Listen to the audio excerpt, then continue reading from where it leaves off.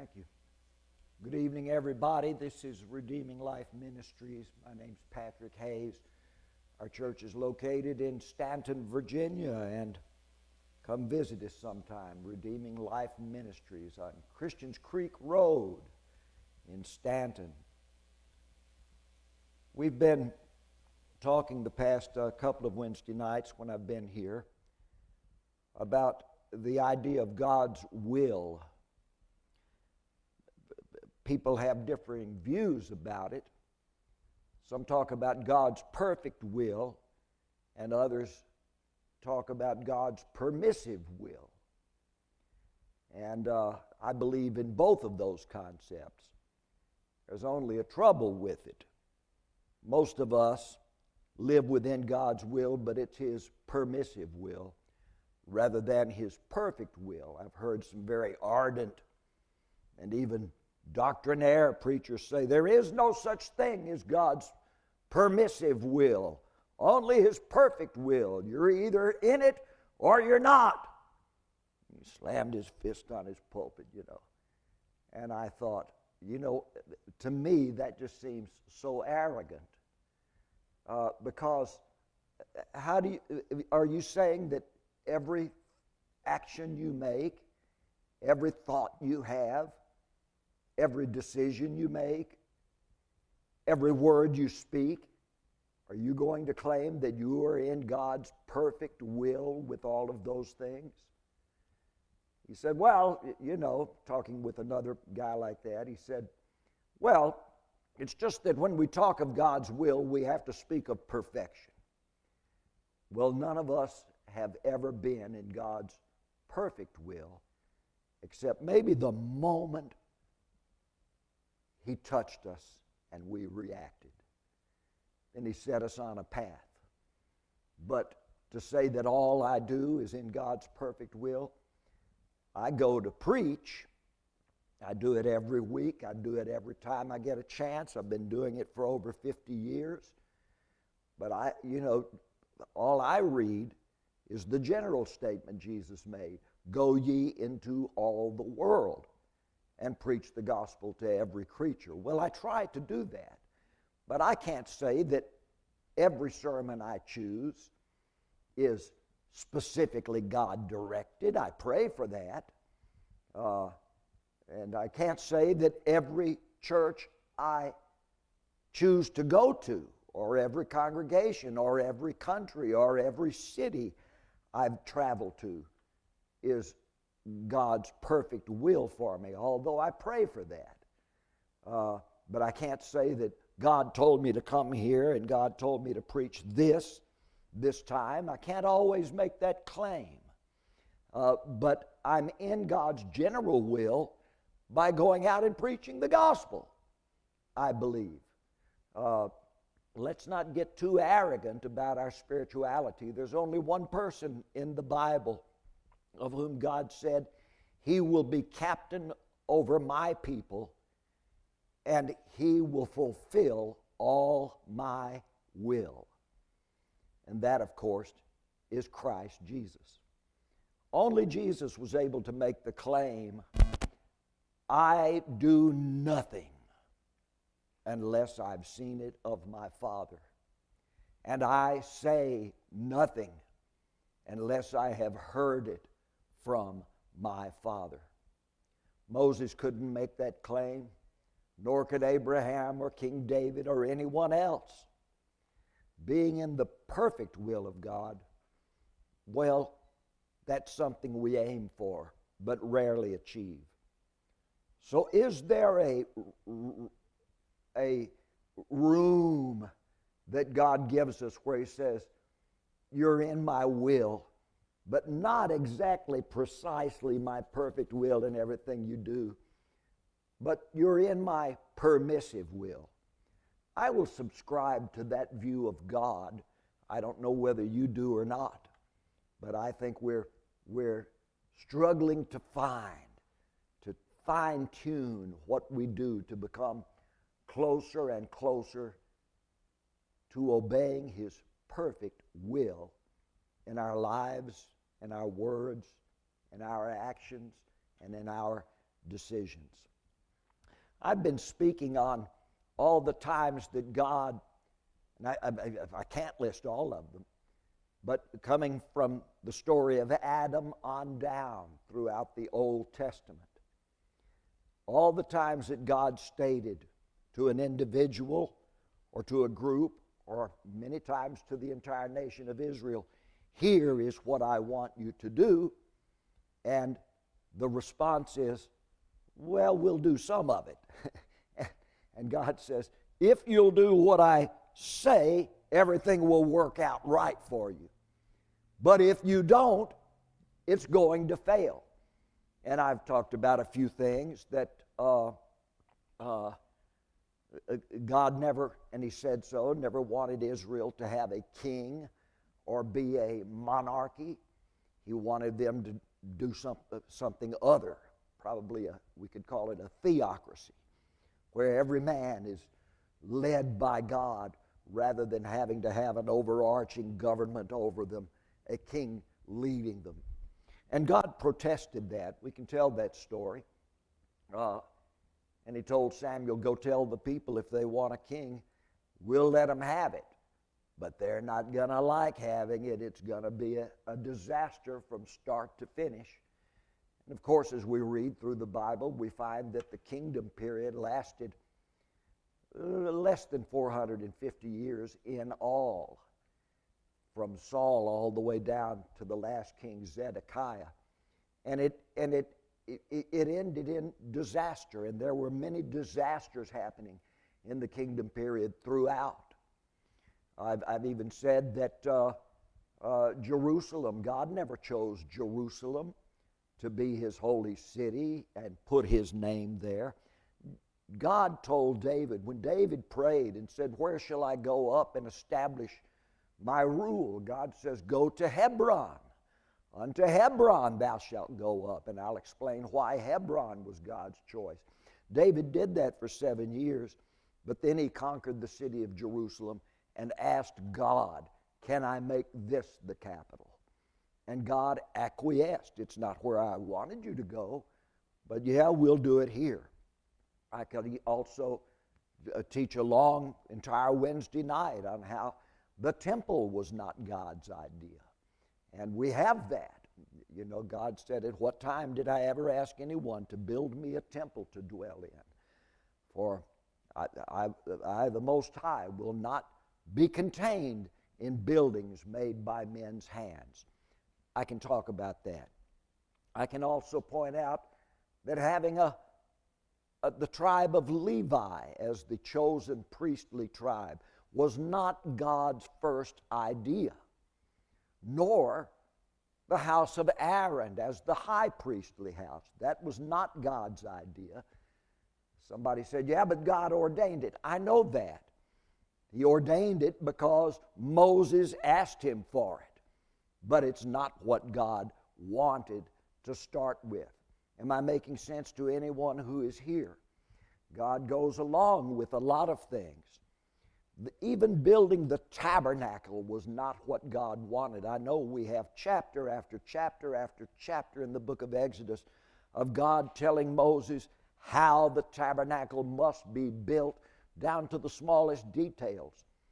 But that was after they had sinned with the golden calf at Mount Sinai. What God wanted prior to that was not to dwell in a tent made by men's hands, but to dwell within each one of the people. God wanted each of them to be His tabernacle. By the way, when we get to the tabernacle thing, when it was finally built, or while it was being built by Moses' two spirit-filled craftsmen, Bezalel and Aholiab, those two men, first men of whom God ever said, I filled them with my spirit, so that they could do this work and for clever, intricate craftsmanship and so forth. God said, when it's finished, you will set it right in the middle of the camp of the 12 tribes. And there will be 3 tribes, their vast camps to the north, 3 tribes to the south, 3 tribes to the west and 3 tribes to the east. And right in the middle of these 12 tribes, forming a big square of camps, will be my tabernacle. And right around the tabernacle will be the tribe of Levi and their 3 great families, the Kohath and Merari and Gershom, the three great families of the tribe of Levi will camp around the sides and back of the tabernacle, and camped at the front will be the household of Aaron. That's the way God wanted it, but it never happened. Am I making sense to anyone? I've seen people, I've been in churches where they have big painting of this, the tribes camped around the tower, but it never happened. Why? Because after the golden calf, God told Moses, take my tabernacle and pitch it outside of the camp, away from everyone. I will not dwell in the midst of this people now. And for 40 years wandering in the wilderness, God never let Moses and the rest of them put the tabernacle in the midst of the camp as he had first stated that he wanted. Plans change. We've often heard the statement, the best laid plans of either mice or men do often go astray. Well, I can add to that, even God's plans often go astray. Why? Because God is building his plans among men, and men following their own free will often change God's plans for him. And that's the story throughout the Old Testament. Instead of preaching, though, on any particular one of those things today, I'm going to read you a chapter of one of the books I've been writing. This is a book I'm writing about Solomon, and I'm imagining in the book how things went. The setting of the chapter I'm going to read to you, Solomon is an old man now. In fact, before the year is out, Solomon will die. He's in his 39th year of kingship. He's about to go into his 40th. He's done a lot of great things. We can list Solomon's achievements. One of the things he's been doing since the temple was dedicated about 16 years before the scene I'm going to read to you tonight, Solomon had been inviting the kings of all the earth to come to the newly rebuilt city of Jerusalem that he has helped establish. And he has met with the kings of the earth every year. I imagine a great yearly conference where he receives them.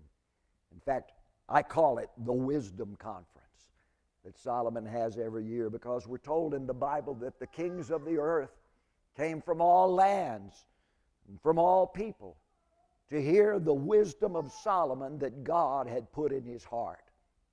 And so I've imagined that every year he has these wisdom conferences where the kings of the nations come.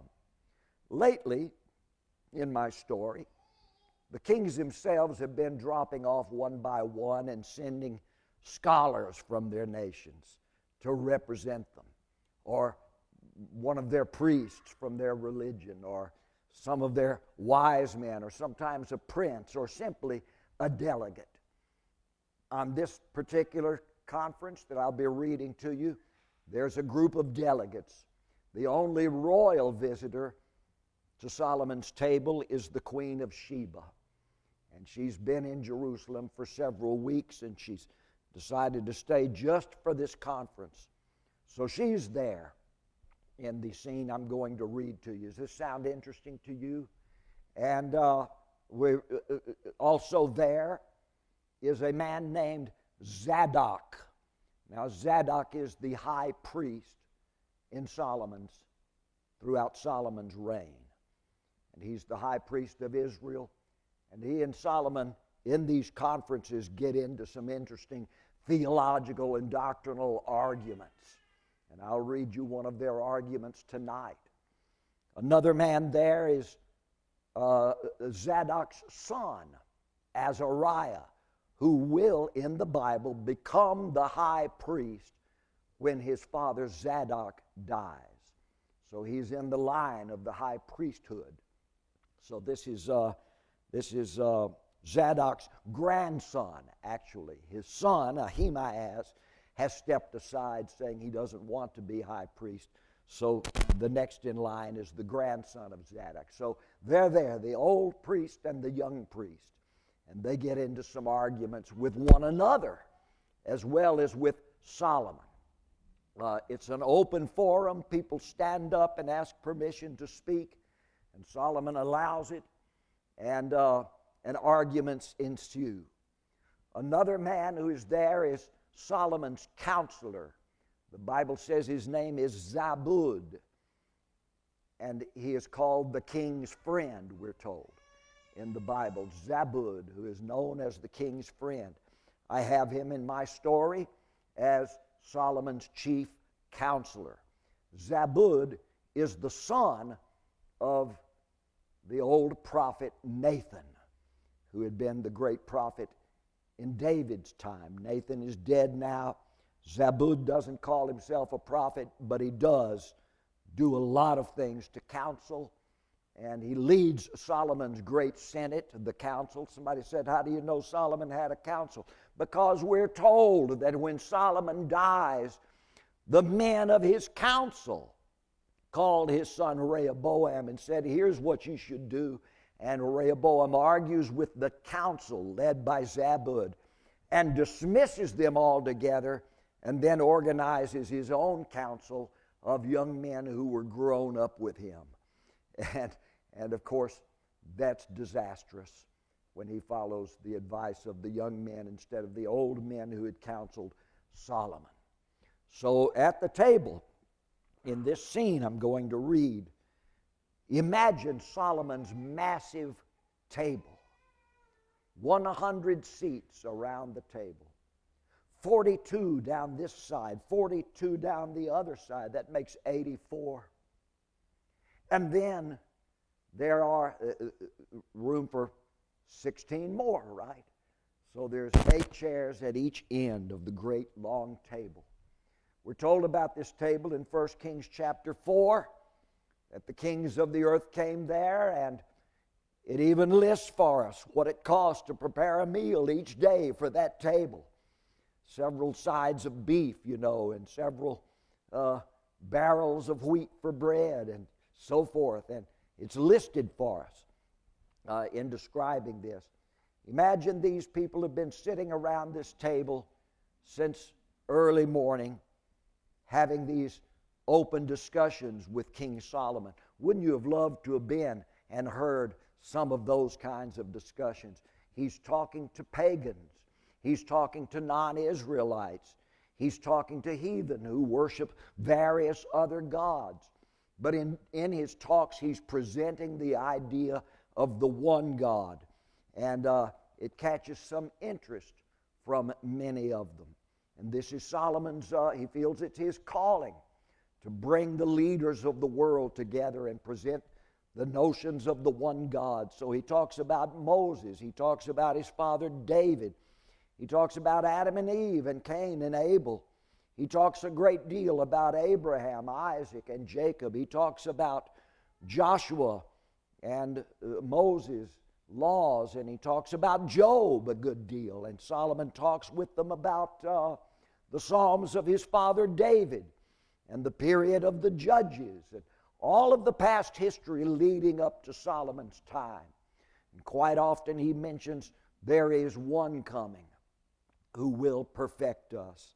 None of us have been able to make ourselves perfect by imitating Abraham or obeying Moses. But there is one who will come. If we can just have one representative who will represent us, who fulfills all of God's will and who is perfect, then that will suffice. If we let this perfect one who is coming represent us, then his perfection will suffice to pardon and cleanse all the rest of us who are less than perfect. Am I making sense to anyone? We will also have, I think, in this particular scene, some Levites, Ben-Abinadab and Azariah I've already mentioned, and, well, the others I've mentioned. There's also some of the foreign delegates who stand up, men from Moab, a man from Egypt, a delegate from the Arabian tribes, a Syrian delegation is there. The Queen of Sheba is there, as I've mentioned, and even Egyptian scholars are there. Well, I'm going to bring you right in the middle of a conversation. Solomon is talking. No king, not even David, holds the promise that his sons will inherit his best, will receive from him the qualities he has acquired alone from God alone. Righteousness is not inheritable. Goodness is not inheritable. Wisdom is not inheritable. Those things an individual must approach God for and get them from God alone. But you have them, Solomon ben David, says Ben-Abinadab. I do not. Only God has them. Don't you see this? Only God has wisdom. This is Solomon speaking. Only He may impart it. If I have it, it's only loaned to me from God. My father David held it, yes. The true wisdom, the true righteousness, and the true justice. But he received those qualities from God, yet he was not capable of bequeathing them to his children. Each man must go alone to God for it. If I could impart it to my children, then my son Rehoboam would be. He stops suddenly, biting his lower lip and looking down. It's all a mistake, he says. What is mistaken, my king? The very notion of royal succession. The idea that a man can regenerate goodness and spiritual strength from himself. He looks up to Ben-Abinadab. We have this mistake, this superstition, that a man's offspring, we think his firstborn, will take from him his best qualities and live them out, improve upon them, vindicating the Father through the Son. It is folly. A man can beget flesh and blood, muscle and bone. He can teach and try to persuade, but he cannot beget spiritual qualities, cannot endow upon his son what God alone has lent to him. Solomon is still talking. We all hope for it, though, don't we? A king crowns his son to succeed him. Everyone rejoices in the belief that the son will be all his father has been. We'll start from the very point of success where his father left off, and then we'll bring it to even higher levels. Oh, we think the son, by sole claim of birthright, is the God-chosen and best possible man for the job, making all other men, regardless of better qualities, eliminated from any consideration for the position merely because of their lack of birthright. We empower a firstborn heir and ask God to further empower him. It is a vanity of vanities. But my king, says priest Zadok, you are a son of David. You have taken from your father his qualities and his kingdom, and you have bettered them in your reign. My father got his qualities from God, Solomon snaps, not from his own father. And I, if I hold any, have received them not from my father alone, but also from God. If I've shown myself to be a worthy king, it is not only because I am a son of David. That would be the vanity of all vanities. There have been other sons of David, you know. And many of them have been, well, I won't go into it. I'll say this, any good thing I may have done has come only because God has helped me. But, Lord Solomon, says Zadok, has not God ordained the succession of birthright? Did he not order the sons of Aaron alone?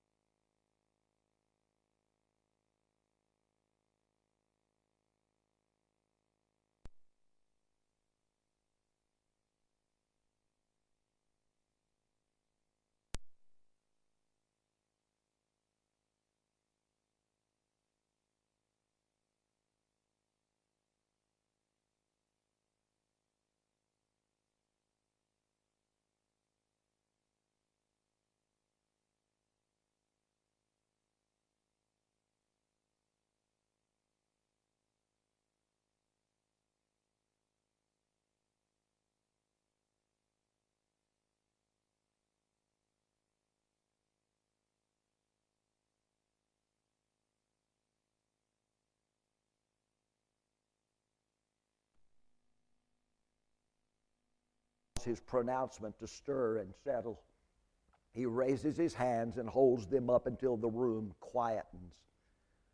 Lord Zadok, high priest of Israel, he says firmly, God commands many things that aren't his will. I tell you, it was not his will that Aaron be the high priest, nor that his sons and descendants hold the office exclusively, nor that Levi be the one priestly tribe.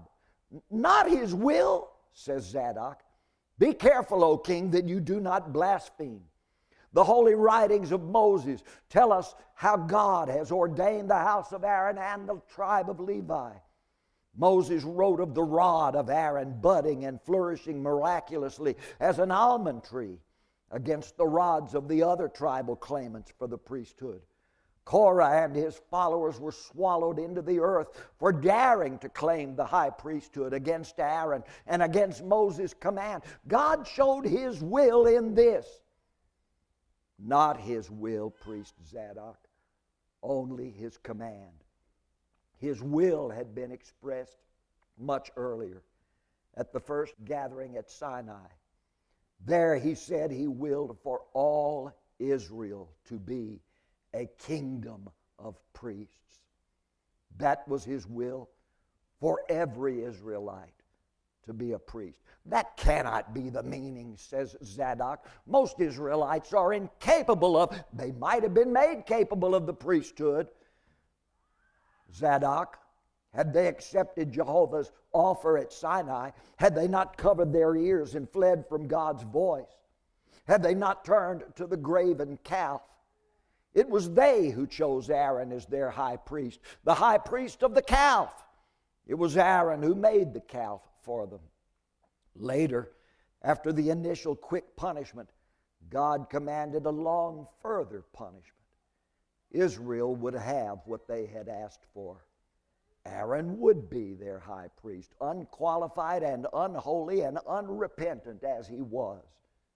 You know, when Moses came down from the mountain and found the golden calf and he asked Aaron, where did this come from? Aaron lied about it. Well, we just took all of our gold and stuff and threw it in the fire and this calf jumped out. And he never did repent for that idolatry. Ever. And God told Moses, tell Aaron, get into his tent and don't come out until some special holy garments are made for him. And those are the garments of the priesthood. And when he puts them on, he's never to take them off, because the day he removes those garments, he will die. And that is exactly what happened 38 years later. When Moses takes the garments off of Aaron, Aaron falls dead. Aaron doesn't get to live in his own righteousness or his own holy calling or his own goodness. He is only covered by the garments. That's what Paul means when he tells us to put on Christ, to wear Christ like a garment, so that when God looks at us, He doesn't see us with all of our faults. He sees the garment of Christ's Messiahship on us and passes over. Somebody said, well, that just looks like you're being a phony. Well, I know Jacob looked like a phony too when he put the sheepskin on his arms and came to his father Isaac in his older brother Esau's name, not his own name. It's the perfect, and he received the blessing. When Jacob found that it was, when Isaac found that it was Jacob that he had blessed, he could have rescinded the blessing and given it to Esau instead, but he did not. He said, I've blessed him and the blessing will remain. He came not in his own name, but in the name of the older brother. Ladies and gentlemen, none of us can stand before God in our own merits and be redeemed. We have to come not in our own names, but in the name of the firstborn Son, Jesus Christ. We come in His name, and we come with His Lamb's blood on us. And just as old Isaac was blind to who Jacob really was, he reached out and felt, and he smelt the lamb's blood and the lamb's skin, and he accepted him. Also, he heard the name of the firstborn.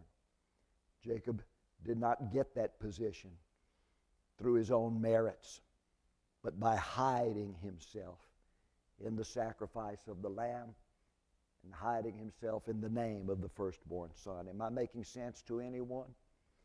Well, that's how Aaron gets it. And this is what Solomon is explaining to the high priest. It isn't what God had stated as His will, but now He commanded Aaron's priestly calling as the continuation of their will. They had chosen Aaron as their priest. This is what many priests, with all their learning of the law, fail to understand about Jehovah. He relinquishes His will after first stating it to the foolish demands of the people. He at first wanted them all to be priests unto the nations. They didn't want it. They wanted one priest unto them only. He gave them what they wanted. He commanded it, but stated the consequences and let them live with their choices. He hopes and waits for them to learn the folly of their own will and return to His. We haven't learned it yet. The hereditary succession of Aaron's priesthood you now hold, priest Zadok, has not always been successful. You must admit this to be true. Aaron's own sons, Nadab and Abihu, violated their priestly positions. God killed them in the very tabernacle of their rituals. Yes, my king, says Zadok, but Aaron's third and fourth sons, Eleazar and Ithamar, they were dutiful priests. True, says Solomon, but it was because they each approached God for themselves, not because they inherited any supposed traits from their father Aaron. Eleazar became a better man than his father Aaron through his own contact with God. I insist to you that godliness must be acquired. It cannot be inherited. Remember how later, when Ithamar's descendant Eli held the office, corruption riddled the priesthood. You can read of this story in 1 Samuel. Eli's sons, Hophni and Phinehas, were worse than Eli was. God ended their rule and passed the priesthood to Samuel, a truly good man who was not a descendant of Aaron. A truly good man into whom God breathed wisdom and justice. But Samuel's own sons, again, were notoriously unreliable for the office. Even Samuel could not pass forward those qualities hereditarily. Is this still interesting to any of you listening tonight? Give me a nod or put a hand up every now and then and encourage me. As for my office, the kingship, well, we all know it wasn't God's will for Israel to have a king in the first place. But now he commands it. Why does he command it? He does so because the Israelite elders demanded it of him. He relinquished his will to their folly to show us and through us to all people the ultimate calamity of our own will as opposed to his. Ultimate calamity, my king, says priest Zadok. Do you say this? Azariah looks sharply at his grandfather. He glances to the king and again to Zadok. He has never imagined them in such contention, especially in a setting like this. Zadok continues, yes, indeed, the king in question, Saul, the first king, became unfit for the kingship as God had predicted at the first. But then God commanded that David, your father, a man after my own heart, he said, would rule with true righteousness and justice, as indeed he did. And King God promised your father an unending rule through his descendants, as we've seen demonstrated in your own reign, my king. Surely we've come at last to God's will in the kingship of Israel. And be careful, priest Zadok, says the king, in your suppositions of the future. We haven't seen the end yet. But God has shown it, sire, says Zadok. He said, the seed of David will never fail to have a man on the throne ruling over the 12 tribes of Israel at Jerusalem, God's chosen city. He has chosen your lineage to always rule with righteousness and justice. It is his will and his commandment. Not his will, says Solomon, merely his allowance. He will permit it only as long as we produce kings who will still seek him. Remember that he commanded David's descendants to walk in his ways and keep his commandments as David did. And he foretold the final disaster that will come when they fail. But it was not a foretelling, my king. It was but a warning. Surely you have canceled the warning. You have sought God, and you teach your son to do so. Do I? Solomon cries. Yes, I try, I teach, but does he listen? Do I have the guarantee that he'll always heed me? Does any man have such a guarantee when God himself does not have it? Even Adam, who knew God's face in Eden, even he departed from God's will and found himself living only under God's commandment. We shouldn't be so sure of our blessed future, priest Zadok. We walk a tenuous path. And if we trust foolishly in supposed inherited righteousness or in the superstition of the divine right of kings, we will surely fail. Each new generation must have its own renewed relationship with Jehovah. If they don't, all the promises of the past will come to naught. We should fear. We have no guarantees since we are afar from the path of God's will. We walk only in his commandments, and it is a dubious enterprise. Afar from his will, Zadok demands. Very far, Solomon says, quieting. You speak of Jerusalem as the chosen city, but was Jerusalem truly God's first choice? Remember that my father David asked God for his will and was told, you will go up to Hebron. He did so and established his rule there over Judah only. But later, after driving the hated Jebusites from this place, my father reasoned that this mountain would make a better city from whence to rule and moved his capital here. Did God tell him to do it? No. Rather, he asked God to bless it, asked God to put his name here. And God acquiesced. God blesses Jerusalem because David asked it of him. But this isn't the place God chose at the first. My king, do not. Wait, I have more to say on this. The temple we built that you preside in, priest Zadok, was it God's will that it be built? Did God demand it? No, my father proposed it. God protested that he never asked any man to build him a house. In fact, he said, "You will not build me a house to dwell in." God didn't want it. He had only willed the tabernacle tent. But because my father wanted a temple, God allowed it. It should have been built at least then according to the pattern, the humbler dimensions of the tabernacle shown to Moses in the wilderness. Only not in cloth, but in stone. But the same dimensions of the humble tabernacle. My father told me so on his deathbed. But now, behold what we've built. It's twice the size of that pattern and much higher. There's more of King Hiram than of Moses in this temple.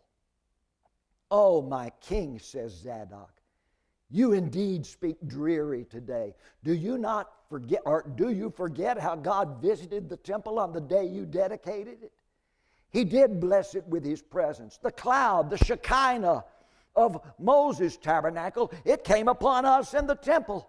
We could not stand in its glory. Surely God has shown that the temple is his will." No, priest Zadok, my friend, it is only his allowance. He blessed it with his presence merely because my father asked him to do so and because I asked it of him. I fear it isn't what he preferred as his earlier will. He appeared to me that very night in a dream, the second such dream I've had, and told me then that he would continue to bless and inhabit the tabernacle only as long as my sons and yours, priest, would continue to seek him and obtain afresh from him his wisdom, his righteousness, and his justice. When the time comes that they don't, he will see to it that the temple and this city altogether will fall to ruin in the sight of the nations. That was his only guarantee to me, and I fear its eventuality. My Lord Solomon, with all respect to you, that was but a dream. The cloud that filled the temple that day, it was no dream, it was real. Remember the cloud more than the dream, sire. God himself is with us, and he will continue always so. Just as I said, priest Zadok, both of his appearances to me were in dreams, dreams only. Yet both dreams changed me completely. In the first, at the beginning of my reign, he promised me wisdom. I awoke to realize it was but a dream, but yet shortly after, events followed from which I became renowned for wisdom. Me. But I had only begun the wisdom journey. Almost immediately, however, I set the journey aside for the next 20 years to pursue one of my father's last demands, that I build the temple that God had said he didn't even want. The very night after we dedicated it to God, just after having sent his glory cloud into it for a moment, he appeared to me in the second dream, 20-some years after the first, to threaten that he would abandon it, forsake it forever, if we might prove unworthy of his presence. I awoke from that second dream to understand how I had wasted those 20 years, committed to mere buildings of wood and stone, monuments to our greatness and presumably to his. I had for 20 years stepped aside from his true calling to me in the first dream, to receive wisdom and to teach understanding. It should not have been buildings that I had labored at, but people. Israel should have become known for the wisdom of her people, not for the grandeur of her architecture. No, it isn't the temple Jehovah wishes to dwell in. It's our people whom he wishes to inhabit. Zadok interrupts. Your Majesty, we all saw the cloud of light that day. We all felt it. His presence overpowered us. I am confident. And this is the very confidence I fear, priest Zadok. Is the cloud still there? Does it abide? No, it was momentary. not as when it came into Moses' tabernacle and abode there for 40 years. I tell you, righteousness and justice will not continue in our descendants merely because a few Israelites may display them now. Perhaps our children will also find them from God and teach their own children to seek Him for them.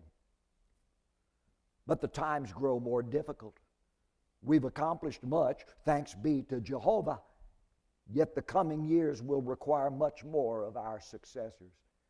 We try to plan the path for them and to prepare them for the path, but they cannot inherit God's qualities from us. Be sure of this. If we trust only in the vain notion of the blessed succession of kings and priests, as though we're good enough, powerful enough to transfer God's qualities through our poor flesh, we deceive ourselves with the vanity of all vanities, and the future will hold disaster for us. You're a good man, Priest Zadok, but you're not good merely because your father was good. You're good because God is good, and you have your goodness from Him. My father, in many respects, was also good. Some say I have goodness. They suppose I have it because I'm the son of David. But some of my father's other sons haven't been so good, have they? Absalom, Amnon, Adonijah. Some of them have been bad. Did David bequeath then both goodness and badness to his sons? No, these traits are not inherited. They're acquired and developed by each individual. A good man might produce an evil son, or an evil man might produce a good son. It has nothing to do with inheritance. It has everything to do with the son's willingness and decision to seek God or not. We can try to teach goodness to our sons, but they won't acquire it from mere teaching. But you contradict yourself, King, says Zadok. You have also written in your famous Proverbs, train up a child in the way he should go, and when he is old he will not depart from it. Do you now say that this is wrong? No. Solomon shakes his head. Not wrong, but it's a proverb, not a promise from God. It's an ideal for parents to follow. Will it always be the case that a child instructed in righteousness will indeed live righteously unto his old age? Our experiences, as well as the testimony of many stories from our scriptures, tell us this does not always happen. The element of the free will of the individual cancels any guarantee. A man is not a machine automatically responding in the desired way. He is an arbitrary soul who makes his own decisions to accept or reject what has been taught him in his childhood. Oh yes, we must teach our children in the hope that they'll learn from us. God tells us to teach them. And I do think that if we indeed train them up in the right way, they likely won't depart from it. However, that's the trick, isn't it? Can we indeed train them? For they do learn from us. They learn both good and bad from even the best of us. They learn a little from what we say. They learn more from what we do. But they learn mostly from what we are. And the sad truth is that what we are is always considerably less than what God would have us to be. Who can know the lessons of our lives a child will choose to follow? If only we could train a child in the way he should go, then he might not depart from it. But we all contradict ourselves in this, Priest Zadok. Our lives train our children in too many conflicting paths. I state the ideal in my proverb, but it's often far from the reality. And anyway, he brushes at the air before his face. I was speaking of the vanity of the supposed right of the firstborn. I was not my father's firstborn, nor was David his father's firstborn, nor was Eleazar Aaron's firstborn, nor was Moses his father's firstborn. Solomon stops. Glaring as though at no one, he again makes a slight brushing motion in the air and adjusts his composure. We were speaking of justice, weren't we? A king or a priest might likewise acquire justice from God and act upon it in judicial prudence for many years, and yet later become corrupt through the temptations of power. God knows that justice is rare among men, and the power attending its privilege is a constant temptation even to those few who truly possess it. Being human, we're all prone to corruption. Moses and my father David both spoke, however, of someone yet to come. I am certain, one human who is to be incorruptible, who will wield justice in perfect integrity, in truth for both Israel and the world. He will be king, priest, and judge, the Messiah. This is our hope for the future priest Zadok, and I'm afraid that he is to be our only hope. Until such a kingdom comes, we're left to dispense justice as best as we can in our poor affairs. But know this, if even the Messiah will not rightly judge apart from the imbuement of God's Spirit, then we cannot hope to rightly steer this nation without such imbuement. Justice comes as a sacred trust to those who seek, not after the offices and titles of judges, priests, and kings, but who rather seek after the qualities of God's wisdom. Not everyone holds justice, nor can be trusted with it. A captain does not entrust the helm of his ship to any and all among the crew. Even so, God releases the gift of justice. It's a spiritual gift. It's the Hebrew word mishpat, translated as jurisprudence or justice. Mishpat is one of the 12 wisdoms. It's a spiritual gift in the book of Proverbs. Mishpat comes as a sacred trust to those who seek the qualities of God's wisdom. Not everyone holds mishpat, nor can be trusted with it. The captain, well, I've already read that. The captain doesn't entrust the helm of his ship to any and all among the crew. Even so, God releases mishpat only upon the individual who has proven himself in the other qualities of wisdom. And now, gentlemen, forgive me and my dear priest Zadok for our theological debates.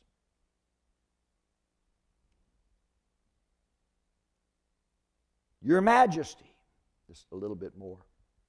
Yes, it is Iddo the seer, the writer, who interrupts, standing suddenly. Wait, please, Your Majesty, King Solomon. You mentioned the Messiah, whom I believe is one and the same as the prophet predicted by Moses. Is this Messiah to be both a king and a priest? Is he to inherit his station from Moses or from Aaron or from David? Can you tell us who he will be and when he will come? Will he be one of your own descendants, O king? Are you aware that some in Israel rumor that you yourself are he? Solomon touches. No. How would you respond to such a? Solomon touches the next speaker's shoulder and pats him forward. That's it. Thank you for your attention tonight. Just a little section of, that's part of one of 48 chapters in this particular volume, discussing all of the Proverbs and all of the principles of them. I think I'm going to let that conclude the arguments I've been making about the will of God as opposed to certain commandments of God.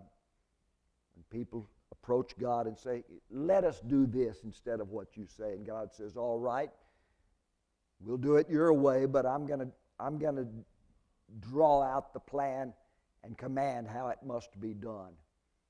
But you'll even fail to do it that way, won't you? God seems to always say that to them. from Adam on down. But there's one coming who God says will fulfill all of my will. And that is the Messiah. Solomon didn't know his name yet, but we know his name. It's Jesus the Christ. Thank you, Brother James.